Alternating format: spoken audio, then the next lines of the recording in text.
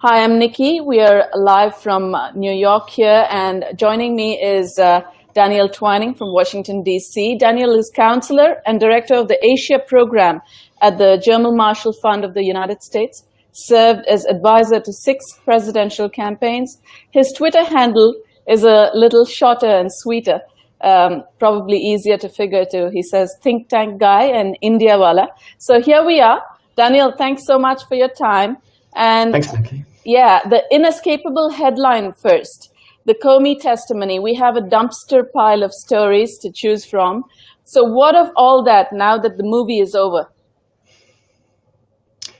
Well, there are a couple things. I mean, one is I was just in Japan, and I must say it was very nice to be in a country where people were focused on things other than just Donald Trump. Returning to Washington yesterday, I was so struck at how every story, I mean, even about Qatar and the Arab conflict or the British elections, somehow every story in the world seemed to have some link to Donald Trump.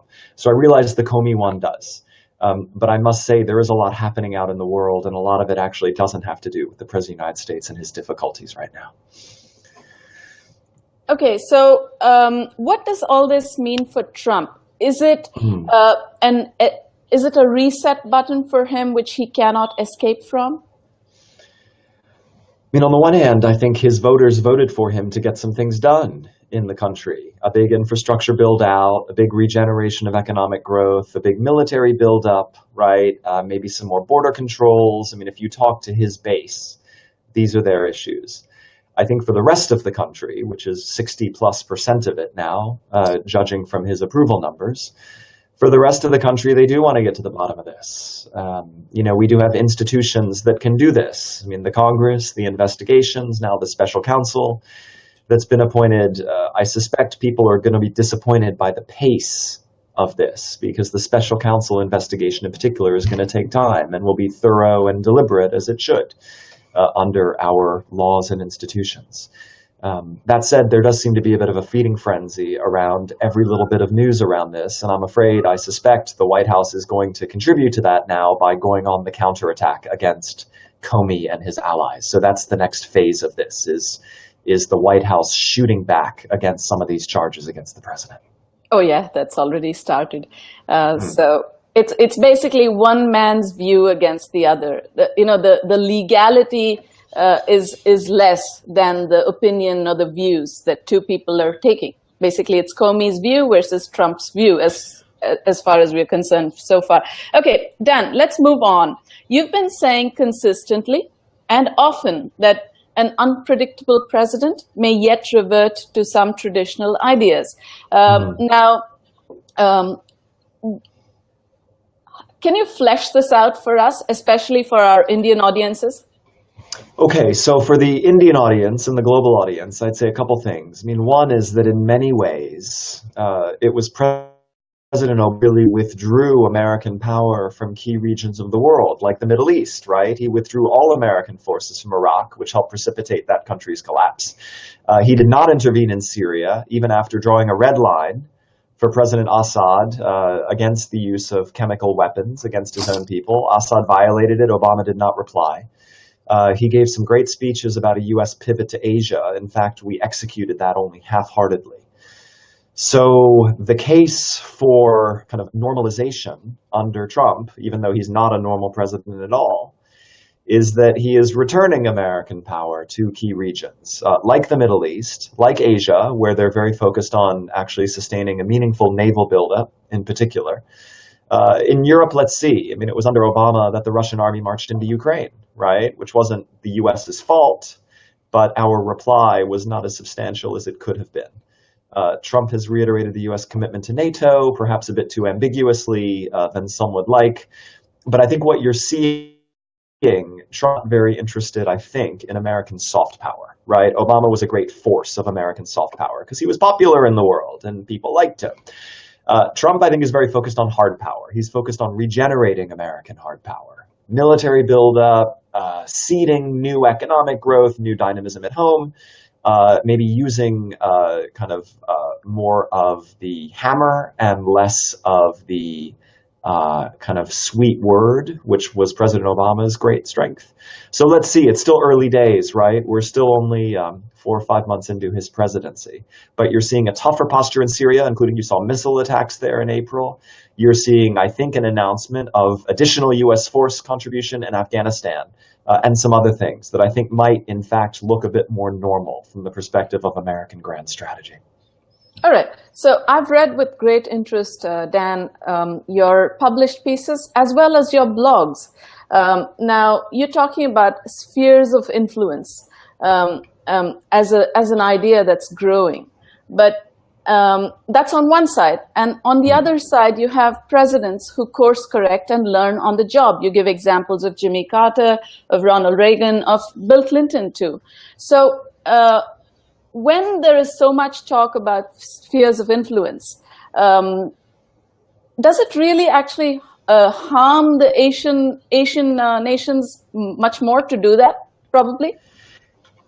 Yeah, I mean, the whole point of this liberal world order that America and its allies built up and tried to sustain throughout the Cold War and then after the Cold War is that really it was a global system of rules and norms and power, but one that prevented revisionist great powers from carving out spheres of influence, right?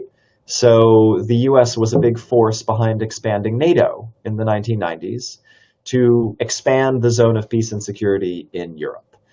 China now, it looks like, under Xi Jinping, is very interested in expanding, building out its own sphere of influence in the South China Sea through the Belt and Road projection of Chinese power and influence and in other ways. Russia, it looks like, is interested in projecting out a new sphere of influence in parts of the former Soviet Empire. We're seeing that.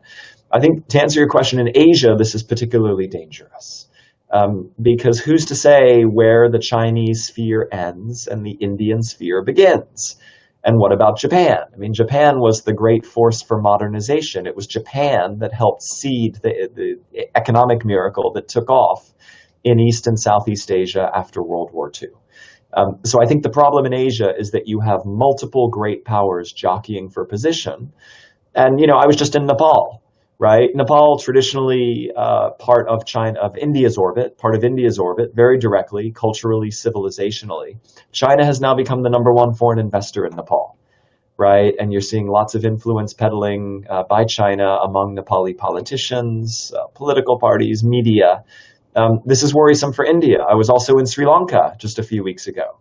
Also traditionally part of the South Asian space that India is so strong in. And now, of course, China is projecting lots of power and influence and economic investment there in ways that our friends in New Delhi find very concerning. So I think the thing in Asia is that for small countries, most countries are small in Asia, India, China particularly are huge, but small countries want to be free to choose. They want to be free to choose their own allies and their own foreign policies and not be part of a new Sinosphere in particular. And this is where they bump into China's effort to build a new sphere of influence. All right. So we'll just quickly recap for our audience. There are lots of people joining in. In case you want to go back to this beginning of this broadcast, you can. Dan is basically Asia Director for the German Marshall Fund of the United States. He's talking with us about Trump, Comey, and then he will soon talk about Modi and Trump too. So he's basically a think tank guy. So if you want the larger picture, the long view on India, China, US, you can go back to any part of this conversation and catch up and send us questions if you have. Dan, let's move on to Modi and Trump. The visit, most people say, is still on. They're still prepping on both sides. June 26th to 28th is what we hear. So whenever that does happen, give us a high-level view. What should we look out for? What are the cliches to avoid? What might be new? So I'm optimistic, actually. Trump had a rocky set of meetings in Europe with traditional U.S. allies. By contrast, he's had very strong meetings, very positive, with Prime Minister Abe in Japan, with Xi Jinping, President of China, and I think Modi will be added to that list of strong Asian leaders who want to build better relations with the United States. Trump, he brought up India in one of the presidential debates, in particular last fall. He said, India, it's a vigorous country, it's a strong country, it's growing very fast, that's good for the world, something like that. So I think he looks out at Asia and he sees these big rising civilization states like India and like China. And he's very attracted to this idea of India's economic dynamism, its great potential to reshape the world economy and to grow, right? And Modi, I think, is perceived in the US as elsewhere as a growth-oriented, strong leader.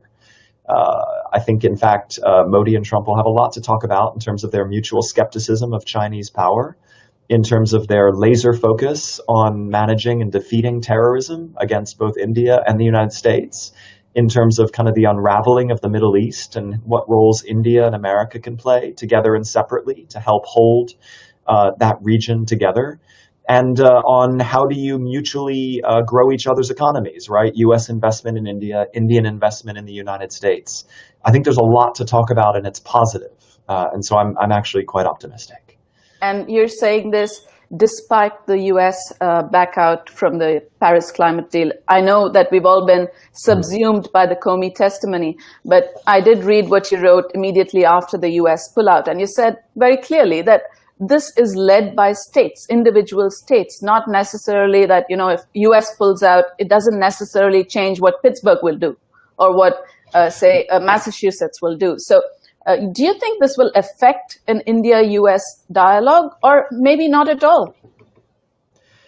I mean, India is reducing carbon emissions and switching from dirty coal to clean sources of energy. India is actually a leader in renewable energy, and India is doing that for Indian interests. It's not doing that, I think, because of Paris or because of the United States. It's doing that because that's good for India. And I think Indian governments will continue to do what's good for India, and that's going to include making this huge transition to renewable energy. And I suspect one way for Prime Minister Modi to talk to President Trump about this is to talk about the economic opportunities and innovation opportunities in making the switch to clean energy, right? Wind, solar, hydro, etc. Now, the U.S. and India have a history here. I mean, the U.S. and India did this big civilian nuclear agreement 10 years ago when I was working in the Bush administration. And we did that because we wanted to help India, which suffers from these big energy bottlenecks, right? Energy bottlenecks were a big constraint on Indian growth. Nuclear may or may not be the solution. I suspect, you need an all-of-the-above strategy for energy in India. But I think, this is something we have been on before and something that we will continue to work with India on, even if the U.S. is not part of Paris. There are going to be huge opportunities for U.S. and India to collaborate in clean energy, as we have been doing on the nuclear front. Great. Okay. Thanks so much, Dan. Pleasure talking to you. Thanks for your time. Thanks, Nikki. Thank you. Thanks for all your good work. Bye. Thank you. Thanks.